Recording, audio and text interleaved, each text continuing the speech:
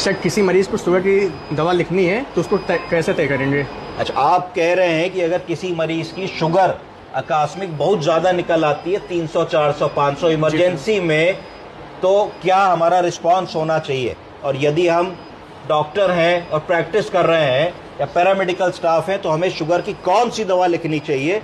और सबसे इंपॉर्टेंट ये है कि अगर किसी मरीज की एक दवा से शुगर नहीं कंट्रोल है, उसको एक से अधिक ग्रुप की दवाओं की जरूरत पड़ रही है। 2 से नहीं कंट्रोल है तो 2 से अधिक 3 ग्रुप की दवाएं चल रही हैं, तो कौन सी शुगर की दवाएं आती है, क्या ग्रुप की दवाएं होती है, और कौन सी 2 दवाओं को लिखने से नुकसान नहीं होगा, कौन सी 2 दवाएं एक साथ लिखी जा सकती हैं। तो अब मैं सबसे पहली कॉमन दवा बताता हूं जो हर आदमी डायबिटीज में लिखता है और फर्स्ट लाइन ड्रग होती है, उसका नाम क्या है? मेटफॉर्मिन। बोलिए। मेटफॉर्मिन। 500 मिलीग्राम ओडी से शुरू कर सकते हैं, नहीं कंट्रोल होता 500 मिलीग्राम बीडी कर दीजिए, नहीं कंट्रोल होता 1 ग्राम बीडी कर दीजिए।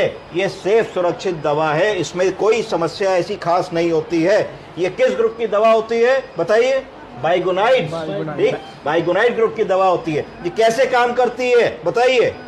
ये ग्लूकोज के एब्जॉर्प्शन को लिवर में रिड्यूस करती है और इंसुलिन की सेंसिटिविटी को बढ़ाती है। ये 2 काम करती है। ठीक है, तो पहली दवा मेटफॉर्मिन हो गई जो हम लोगों को फर्स्ट लाइन ड्रग में देनी है। अब इसके साथ क्या जोड़ेंगे अगर मेटफॉर्मिन से काम नहीं बन रहा? दूसरे ग्रुप की दवा का नाम है सल्फोनिलूरियाज। क्या है? कौन कौन से सल्फोनिलूरियाज हम लोग कॉमनली इस्तेमाल करते हैं? सबसे कॉमन है ग्लाइमीप्राइड, ग्लिक्लाजाइड, ग्लाइबेनक्लेमाइड, ग्लाइबोराइड। ये 4 कॉमन सल्फोनिलूरियाज हैं जो हम उसके साथ में ऐड करते हैं। सल्फोनिलूरिया कैसे काम करती हैं?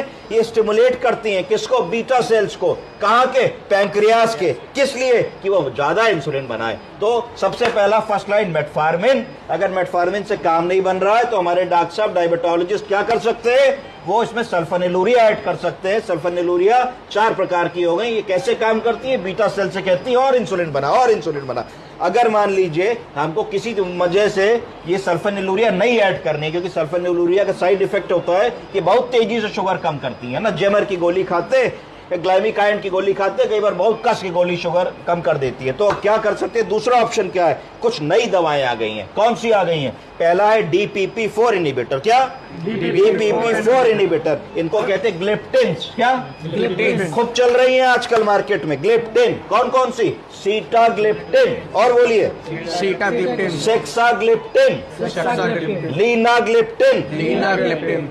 इतनी सारी ग्लिप्टिन चल रही है ना, टेनिग्लिप्टिन। तो ये जो दवाएं हैं ये DPP-4 इनिबिटर्स होती हैं। ये कैसे काम करती हैं? DPP-4 इनिबिटर वर्क करता है, ब्लॉक करता है एंजाइम्स